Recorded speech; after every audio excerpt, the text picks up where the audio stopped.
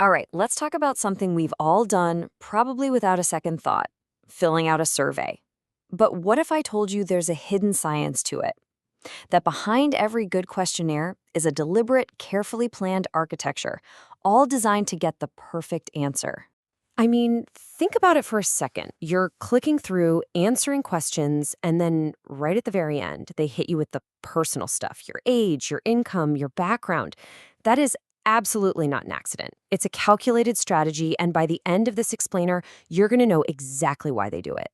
So here's our game plan. We'll kick things off with the art of asking. Then we'll get into the real secret sauce, the 6-step question flow.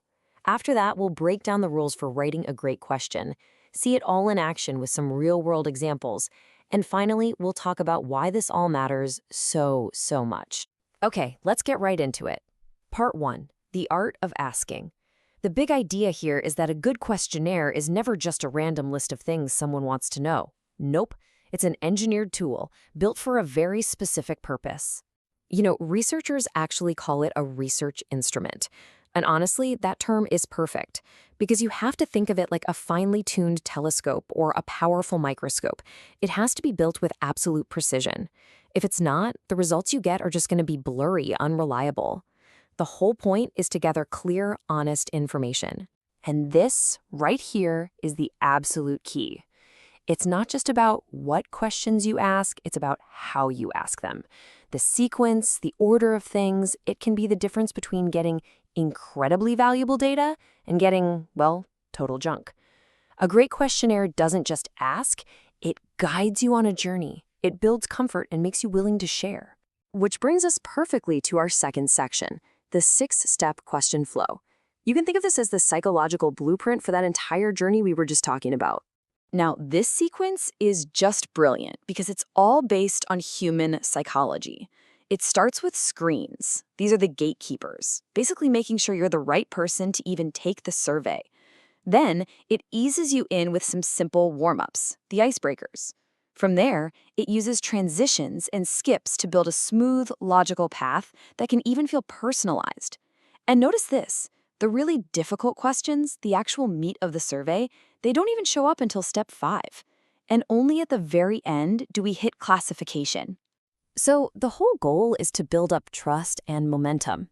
You start with the easy stuff to get the person into what researchers call response mode. You know, they're in the groove of answering. So by the time they get to those tougher, more complex, maybe even personal questions, they're already invested. They're way more likely to see it through to the end. Okay, so we've seen the big picture structure. Now let's zoom in on the individual pieces, the building blocks.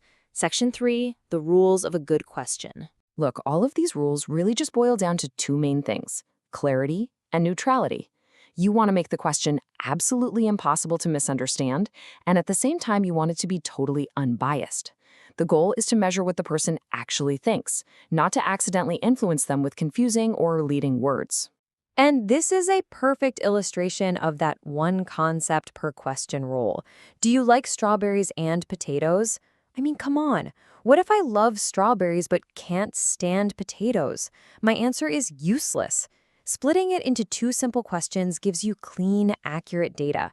It seems so obvious, but you'd be surprised how often this mistake is made.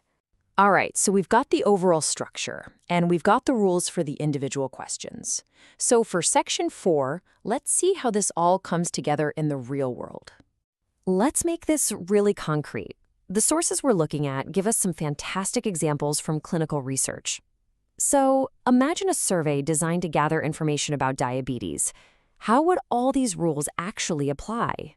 And boom, here's the theory in action. How old were you when first diagnosed? That can be a really sensitive question, maybe bringing up some tough memories. So you got it. It's a difficult question, and it's placed way later in the survey, after that trust has been built. The next one is a classic skip. Asking if someone took measures to control their glucose creates a fork in the road, making sure the next questions they get are actually relevant to them. It's smart. And you know, this same logic applies to all kinds of important topics, like a questionnaire trying to understand public awareness about cancer. Now check these out. They're simple, low pressure, yes or no questions. These are perfect warm-ups. They get the person's mind on the topic and give the researcher a super quick baseline of what they know before they start diving into more detailed or potentially sensitive information. It's all about easing them in. And this, my friends, brings us full circle.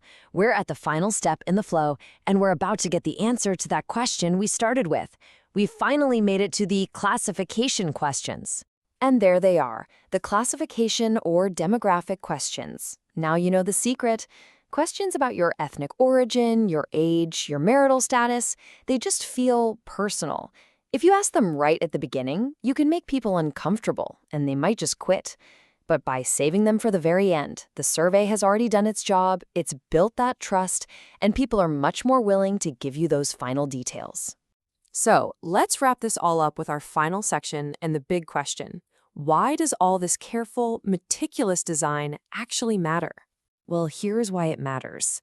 A multi-million-dollar product launch, a critical public health study, even a major political campaign.